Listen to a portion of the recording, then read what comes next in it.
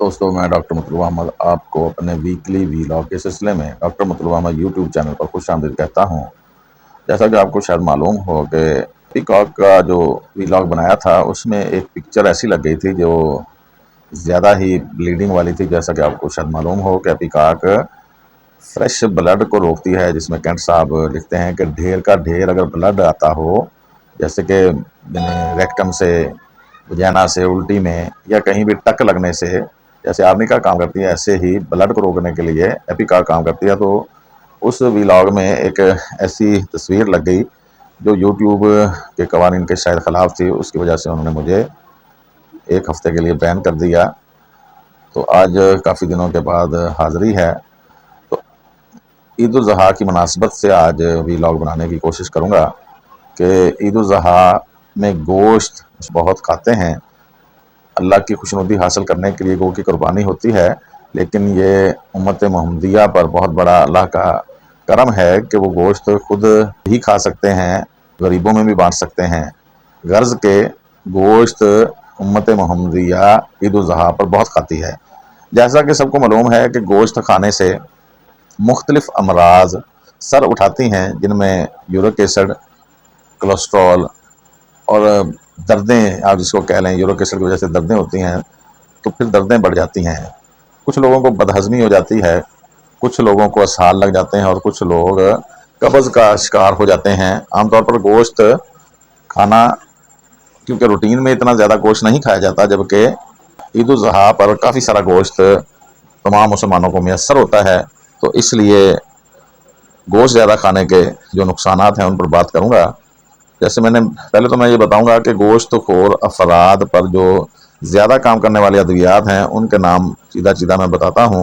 जैसे कि एलमस्टेवा है, ब्रायूनिया है, पल्स्टीला है, ओसिनियम कैन है, लाइकोपोडियम है, नक्सवामिका है, और इसी तरह आर्टिका यूरनस है, कॉल्चिकम है, कास्टिकम है, मर्कसाल है, कॉक्टस ग्रैंडिफ्लोरा है, कोलोस्ट्रीनम है, यूरिक एसिडम है, यानी यूरिक एसिड के नाम से जो हमारा नशोड़ आता है वो भी इसमें काम करता है।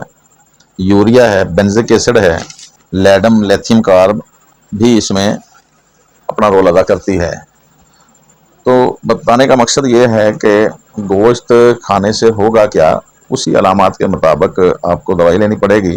कुछ अशखास गोश्त खा ही नहीं सकते, वो गोश्त से नफ़रत करते हैं, तो उनके लिए हमारे पास ट्यूबरकुलोनियम, बेसिलिनम, इस तरह यानी गोश्त खाने से मुख्तलिफ अमराज सामने आती हैं। जैसे कि अफारा कुछ लोगों को हो जाता है, कुछ बदहज़मी का शिकार हो जाते हैं, कुछ को मतली उल्टी होना शुरू हो जाती है, और ख़ास तौर पर ऐसे मरीज़ जिनको पहले ही मैदे में अल्सर हो, वो बहुत ज़्यादा इल फीलिंग महसूस करते हैं गोश्त ज़्यादा खाने की वजह से।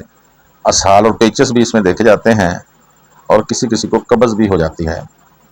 तो अलामात के मुताबिक ही इलाज तो होते हैं, लेकिन जैसे मैंने अभी अर्ज़ किया है कि अगर अफारा और गैस है तो हमारे पास बड़ी अच्छी अद्वियात हैं, जैसे अर्जेंटम नाइट्रिकम और काल्चिकम।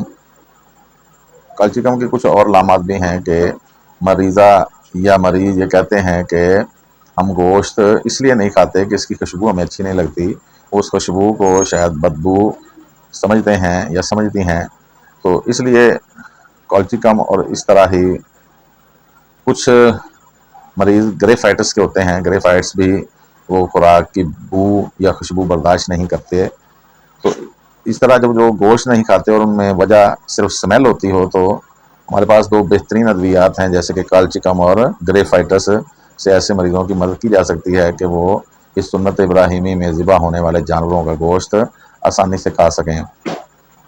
इस तरह कुछ लोगों को मैदे का अल्सर पहले से ही होता है, तो वो थोड़ा सा भी गोश्त खाते हैं तो उनके मसाइल बढ़ जाते हैं। तो ऐसे मरीज़ों के लिए अर्जेंटम नाइट्रिकम, काली बाइक्रोम, और अगर दर्द वगैरह हो जाए तो बेलाडोना, कंडोरांगो एक हमारी बड़ी ज़बरदस्त दवाई है, उससे इस्तिफ़ादा हासिल करना चाहिए।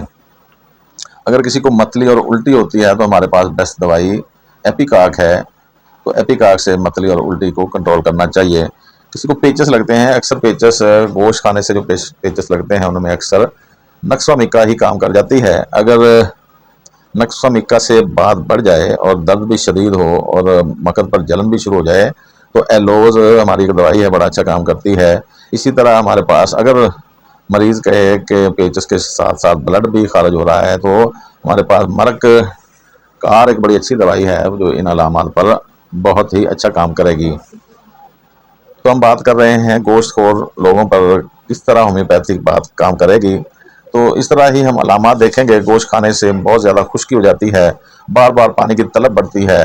तो उस बेहतरीन दवाई हमारी नक्सवामिका के साथ साथ बरायूनिया होती है, जो इन मामलात में आपकी मदद करेगी और आपको किसी भी बड़ी मर्ज तक जाने से रोकेगी, मज़ामत पैदा करेगी। इसी तरह अगर आपको लगता है कि आपका कोलेस्ट्रॉल पहले भी थोड़ा ज़्यादा रहता है और अब आपने बीफ मटन वगैरह खाया है, तो उससे साथ ज़्यादा कोलेस्ट्रॉल बढ़ेगा। तो अब आपको एलमस्टेवा क्यू और क्लोस्ट्रीनियम 3x या 30 वगैरह, फिल्टोरी और कार्डस मैग्नस पर तवज्जो देनी होगी, ताकि आपका कोलेस्ट्रॉल काफ़ी अच्छे तरीके से कंट्रोल रहे और आप हार्ट अटैक वगैरह से या जिगर के अमराज से अच्छे तरीके से बच सकें।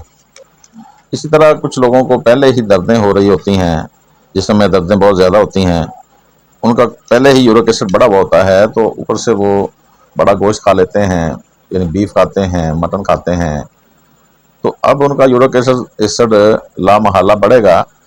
पहले भी कुछ ज़्यादा था, अब वो चलने से कासर हो जाएंगे, टांगों में खंचौर रहेगा, जोड़ों में दर्द अगर होता था तो वो बढ़ जाएगा।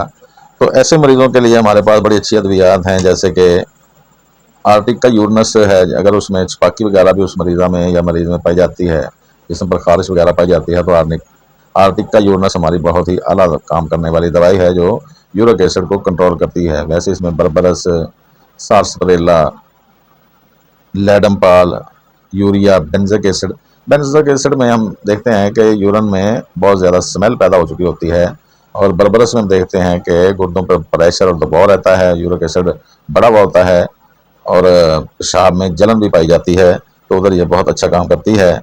अगर जोड़ों में दर्द हो तो लिथियम कार्ब एक हमारी बड़ी अच्छी दवाई है, वो बहुत अच्छा काम करती है यूरिक एसिड के हवाले से। और लाइकोपोडियम को बिल्कुल नहीं भूलना चाहिए, लाइकोपोडियम यूरिक एसिड ख़त्म करने वाली बड़ी अच्छी दवाई है। इस तरह हम देखते हैं कि मुख्तलिफ अमराज, मुख्तलिफ मरीज़ ईद उल ज़ुहा के बाद, जैसे मैंने अर्ज़ किया कि कोलेस्ट्रॉल के मरीज़ बनकर आते हैं, यूरिक एसिड के मरीज़ बनकर आते हैं। इसी तरह बहुत से मरीज़ आकर कहेंगे कि जी हम जब गोश्त खाते हैं तो हमारे दांतों में दर्द शुरू हो जाता है, हमारे मसूड़े, गम, उनमें तकलीफ़ होती है, हम गोश्त खा नहीं सकते, मसूड़े फूल जाते हैं, दुखते हैं, सूजन हो जाती है। तो ऐसे मरीज़ों के लिए काली नाइट्रिकम हमारी बहुत ही आला दवाई है।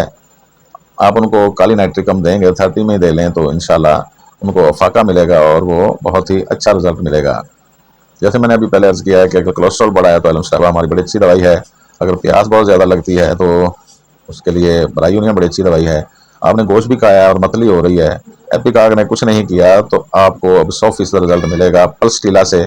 उसमें प्यास नहीं होती और चर्बी या गोश्त खाने से तकलीफ़ात बढ़ती हैं, तो फिर पल्स टीला को याद रखेंगे।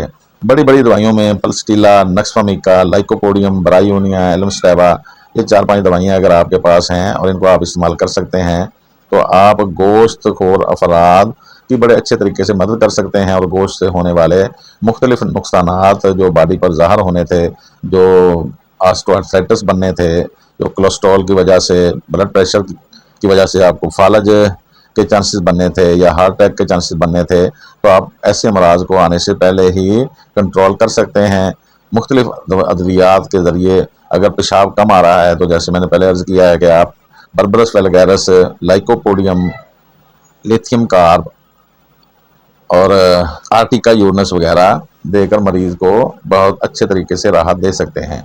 तो हम आज का व्लॉग ईद उल ज़ुहा के हवाले से गोश्त खाने वाले लोगों के बारे में बनाया गया है। उम्मीद है कि आप लोग इससे ज़रूर इस्तिफ़ादा हासिल करेंगे। अगर यह आपको व्लॉग पसंद आया है तो ज़रूर इसको शेयर और लाइक करें। आप कमेंट कर सकते हैं। अगर आपको किसी बात की समझ नहीं लगी तो आप पूछ सकते हैं। मैं डॉक्टर मतलूब अहमद आपकी रहनुमाई करने के लिए हमा वक्त मौजूद हूँ। तो हम बात कर रहे थे ईद उल ज़ुहा और होम्योपैथी के हवाले से। वस्सलाम।